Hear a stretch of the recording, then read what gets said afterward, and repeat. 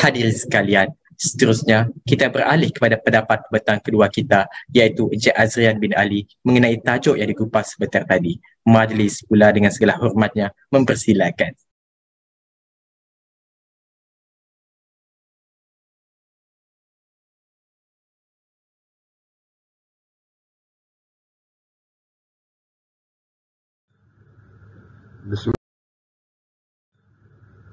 Bismillahirrahmanirrahim. Assalamualaikum warahmatullahi wabarakatuh.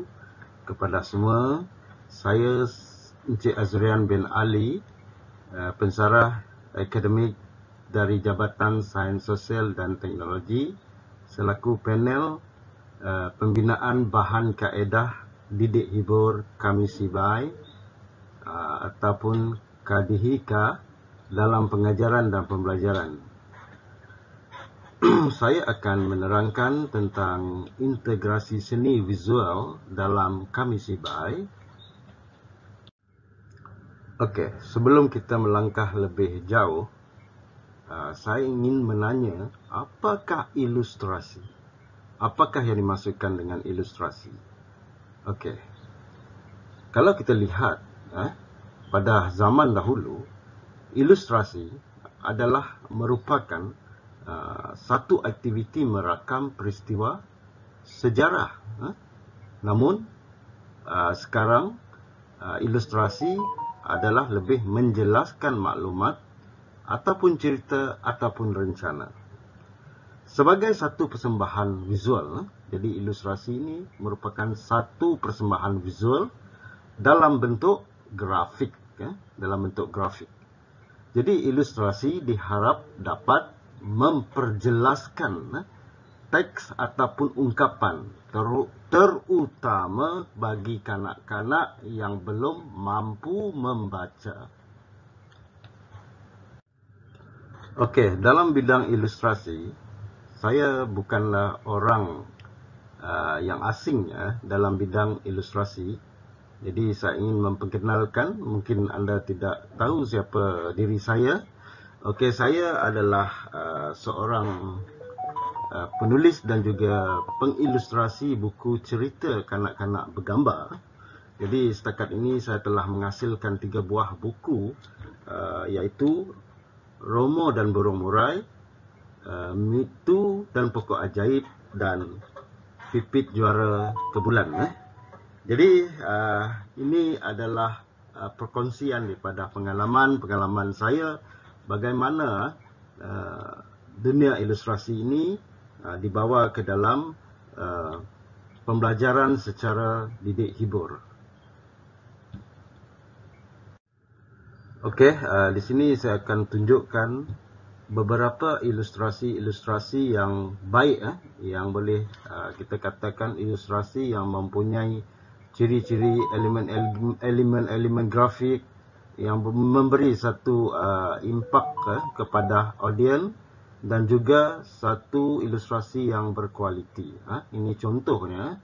Okey, sini kita boleh tengok ilustrasi satu ni yang berkaitan dengan gambar ikan paus. Di dalamnya ada banyak kanak-kanak.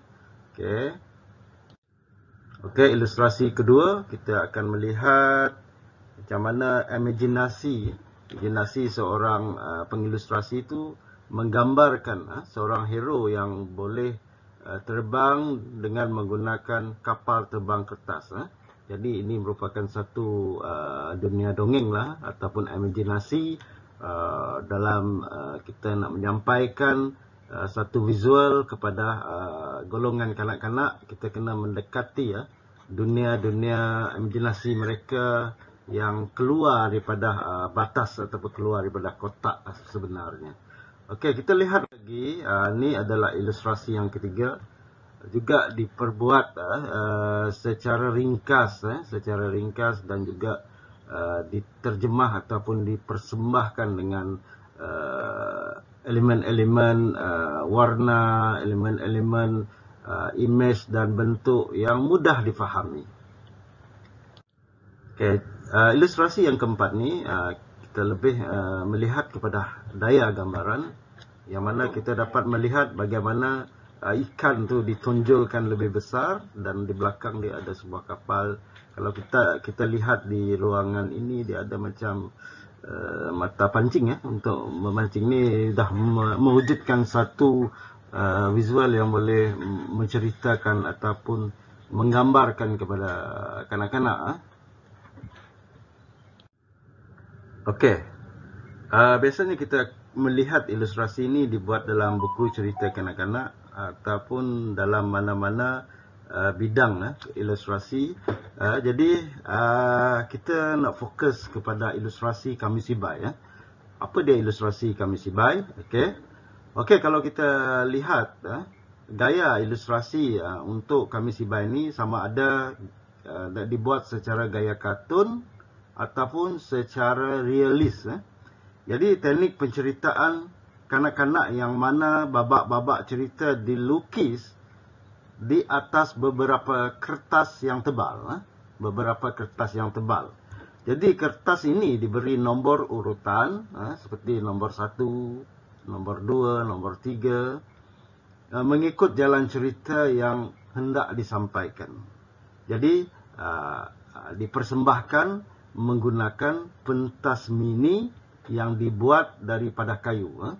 Jadi untuk Kamishibai dia ada satu pentas mini yang dibina dengan menggunakan bahannya adalah kayu. Jadi dalam bahasa Jepun ia digelar butai.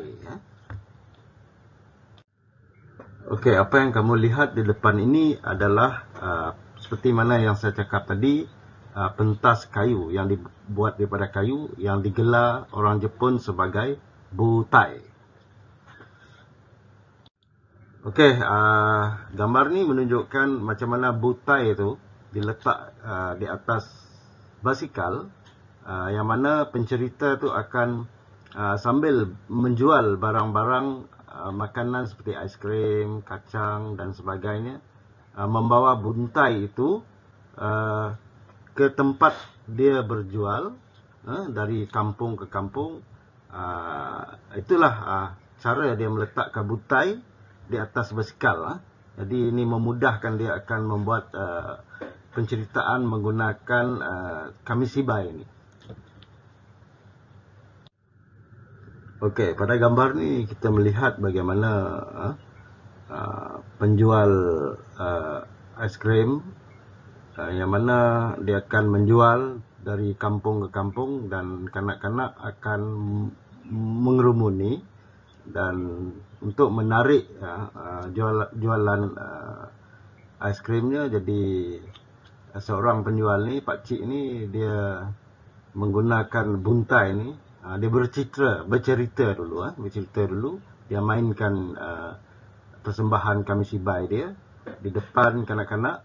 Jadi dia buatlah storytelling dia berkaitan satu tajuk cerita yang hendak dia sampaikan pada hari ini, dan kanak-kanak ataupun orang yang berada sekeliling itu akan melihat persembahannya. Okey, kita boleh lihat lagi yang mana Kamishibai ini pun bukan setakat di Jepun. Jadi di negara-negara Eropah pun mereka mengambil aktiviti Kamishibai ini digunakan juga dalam menjual. Dia menggunakan sebab mungkin ini adalah satu cara tarikan yang baik ataupun menarik kepada golongan kanak-kanak. Okey, mungkin anda semua ingin nak tahu macam mana cara penerbitan dan persembahan Kamishibai. Jadi kalau kita lihat cara-cara persembahan dia, pertama sekali adalah penulisan skrip dan ilustrasi. Jadi cetusan idea dan jalan cerita yang menarik, laras bahasa yang sesuai, ayat yang mudah difahami dan ilustrasi yang memikat. Jadi kita nak highlight di sini ilustrasi yang memikat adalah satu faktor utama untuk menghasilkan Kamishibai. Okay. Seterusnya kita akan lihat bagaimana dia diterbitkan. Jadi pihak penerbit akan menimbang segala segi termasuk mutu dan nilai pasaran sebelum menerbitkannya. Jadi pihak penerbit ni tidaklah sebarangan untuk menerbitkan sesuatu lukisan ataupun cerita Kami Sibai yang telah dihasilkan. Jadi dia memandang serius dari segi mutu dan nilai pasaran sebelum ia diterbitkan kepada khalayak. Seterusnya, setakat ini 2 naskah cerita kanak-kanak yang berbentuk Kami Sibai yang berada di negara kita. Salah satunya yang berjudul Alang Pipi Merah dan Buah Ajaib karya Sukri Idrus. Setakat ini yang terdapat lah, yang saya tahulah, ada 2 karya ni Kami Sibai yang ada pada negara kita. Jadi lepas tu belum ada lagi yang meneruskan untuk membuat penerbitan Kami Sibai. Jadi kita semua boleh membuatnya sebenarnya.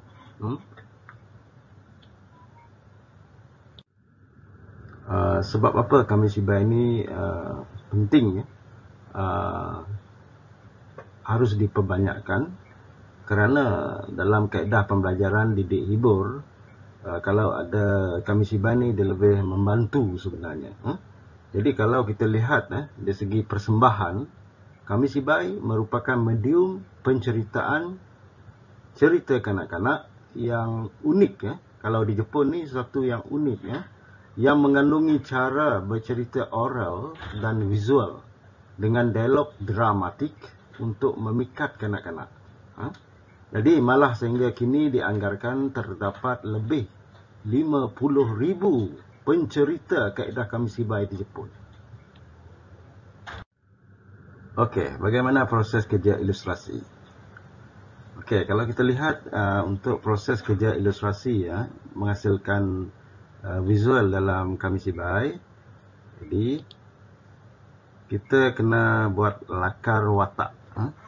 Jadi sketsa ataupun sketch untuk lakaran watak, proses awal dalam menggambar adalah membuat rancangan gambar ataupun sketsa. Jadi permulaan perlu memilih gaya ilustrasi. Jadi kita ada 2 gaya yang kita anjurkan, sama ada menggunakan gaya kartun. Kartun tidak perlu sesuai dengan proporsi tubuh manusia, jadi ataupun hewan ataupun alam semula jadi. Dia tak semestinya menyerupai proporsi yang sebenar, sehingga membolehkan untuk eksplorasi penggayaannya. Jadi kita boleh menggunakan satu ilustrasi yang mengikut kesesuaian alam kanak-kanak. Jadi muka yang herot, bentuk tubuh badan binatang ataupun hewan tidak semestinya realistik. Jadi kita boleh menggayakan dalam bentuk sama ada menggunakan kaedah gaya naif, gaya bentuk lukisan kanak-kanak pun boleh.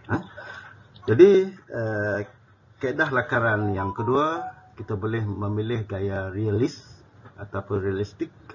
Jadi ilustrasi realis ni adalah gambar dibuat sesuai dengan keadaan yang sebenarnya. Kita boleh membuat watak yang betul-betul realistik, seperti watak itu sebenarnya lengkap dengan anatomi, dibuat menyerupai objek yang sebenar. Ini adalah proses kerja ilustrasi tentang lakar watak. Kalau kita lihat kucing ni, dia diberi watak-watak tertentu dengan nama-namanya. Jadi yang sebelah kiri ni ada nama dia Black Coo. Lepas tu dia diberi watak yang kedua ni Tim, yang ketiga ni Tip. Macam tu lah contoh dia. Jadi rekaan identiti watak ataupun karakter utama cerita itu adalah sesuatu yang penting. Karakter direka sebaiknya mudah disenangi dan dikenali oleh kanak-kanak, terutama pada usia 6 hingga 8 tahun ni. Jadi sebenarnya kanak-kanak dia suka kepada watak-watak yang berbentuk kartun, yang dipersembahkan dalam watak-watak yang catchy, keanak-anakan, lucu. Ini satu yang menarik bagi anak-anak yang berusia 6 hingga 8 tahun. Okay, kita boleh lihat watak kucing ni yang telah kita kreatkan dalam bentuk visual 2D dalam 2D. Sebab kami Sibai ni dia memang sesuai untuk visual dalam bentuk 2D. Jadi apabila kita lihat kucing ni diberi nama, dia akan melahirkan satu identiti watak tu lah.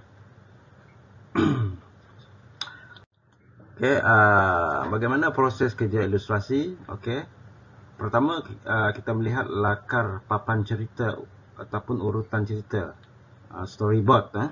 Jadi merancang ilustrasi mengikut skrip. Jadi kita ada skrip, penulisan skrip cerita tu. Jadi kita nak buat papan cerita ni mesti berpandukan skrip yang ada berkaitan cerita yang hendak kita visualkan. Okey, biasanya jumlah halaman ilustrasi untuk kami Sibai adalah 8 helaian kad, boleh juga 12 dan paling banyak pun 16. Jadi 8, 12 dan 16. Ilustrasi yang baik hendaklah mempunyai. Jadi ilustrasi yang baik adalah ilustrasi yang lebih ringkas. Okey, kita lihat di sini bagaimana memindahkan dari skrip cerita kepada bentuk visual. Jadi kita hendaklah merancang susunan rangka skrip ilustrasi itu seperti mana kita lihat dalam slide ni. Dia ada skrip cerita yang dah siap-siap, skrip yang dah siap-siap, dah kita baca, dah kita faham, tahu jalan ceritanya. Barulah pengilustrasi itu memindahkan dari skrip ke dalam bentuk perancangan susunan ilustrasi ataupun susunan image visual dari permulaan sehinggalah pengakhiran cerita itu. Okey.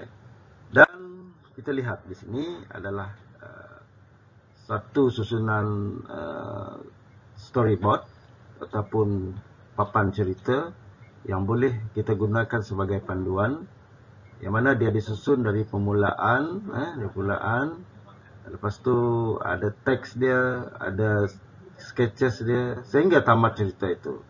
Jadi dia ada tajuk, kita buat tajuk di sini, lepas tu kita letakkan sinopsis cerita di tengah-tengahnya. Okey, sudah ada susunan storyboard tadi ataupun papan cerita.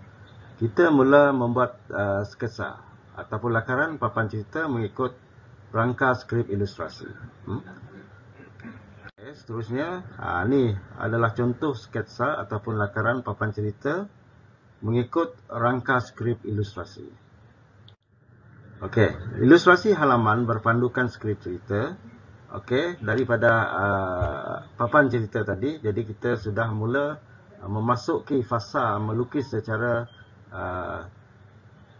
frame by frame, iaitu kita nak membuat di atas kad yang tebal, berpandukan lakaran papan cerita tadi. Jadi mulakan membuat sketsa dari halaman ke halaman, kad mengikut urutan. Jadi bahan apa yang perlu kita sediakan? Jadi penyediaan bahan dan media, satu saiz buntal, saiz butai itu kita kena tahu berapa saiz frame kami Sibai yang nak kita letakkan kad ilustrasi itu nanti. Okey, saiz kertas tu kena samalah dengan sesuai dengan butai yang hendak kita guna tu. Dan kita sediakan alat melukis yang berkaitan. Lepas tu warna kami Sibai. Ini contohnya susunan kad ilustrasi kami Sibai. Jadi saya ambil satu contoh ilustrasi Marcelo Pimentel dari Brazil. Tajuk dia Au Fim de Vila, iaitu satu karya lukisan buku kanak-kanak award winner Grand Prix Second Nami Island International Picture Book Illustration Congress pada tahun 2015. Jadi saya suka dengan ilustrasi ni, jadi saya ambil sebagai satu contoh lah. Jadi kalau kita nak buat kad ilustrasi untuk Komisi Baik, depan kad 1 tu adalah ilustrasi. Di belakang kad 1 tu ada dia punya cerita dia, teks. Teks yang ditulis berkaitan dengan cerita pada kad tersatu. Jadi bila kita bawa kad tu di depan macam ni, di belakang kita boleh baca sebagai satu panduan pencerita tu, dan ada gambar dia sekali diletakkan di atas supaya memudah kita mengetahui apa gambar di depan dan kita baca jalan ceritanya di belakang. Okey, kad 2 tadi kad 1, di belakang kad 1 mesti ada teks dan seterusnya kepada depan kad 2 pun begitu. Jadi dia secara berurutan. Okey, ini contoh susunan kad ilustrasi Komisi Baik yang kita gunakan ilustrasi daripada pengkarya tadi. Jadi kita boleh lihatlah di sebelah kiri ni ada visualnya, kanan belakang dia. Kad 1 tu ada dia punya teks dia. Begitu juga seterusnya. Ada gambar, di belakangnya ada teks cerita, ada visual dan belakangnya ada teks cerita. Okey, dalam proses mewarna ilustrasi dengan medium ink, sama ada menggunakan ink China ke, ink India ke, banyak jenis ink ni. Pensel warna boleh digunakan, crayon, poster color, watercolor pun boleh. Terpulang kepada kepakaran pengilustrasi dalam memilih warna. Jadi lakaran yang siap hendaklah diwarna mengikut medium yang dipilih dengan teknik mewarna yang bersesuai. Okey, warna-warna mempunyai kombinasi warna yang kontras dan menarik. Sesuatu yang kontras dan menarik ni, tu sebagai satu pemanis dia lah untuk memikat kanak-kanak lebih sesuai digunakan. Ilustrasi yang memberi kesan yang kuat tidak melebihi 3 warna. Jadi diingatkan, kalau untuk kita memperkuatkan lagi ilustrasi itu, jangan terlalu banyak warna. Limited dia punya warna tu tidak melebihi 3 warna. Itu yang sebaiknya. Okey, ini contoh ilustrasi yang menggunakan watercolor ataupun boleh juga menggunakan poster color. Okey, ini ilustrasi yang menggunakan pensel warna. Ilustrasi yang menggunakan media warna crayon. Dan ini adalah ilustrasi yang menggunakan ink. Okey, inilah set ilustrasi Komisi Baik yang telah siap. Jadi kita telah melihat permulaan dia, start dan pengakhiran dia. Dan kita boleh susun dalam bentuk yang macam ni. Beginilah rupanya set lengkap yang disimpan di dalam sampul supaya lebih kemas dan lebih menarik.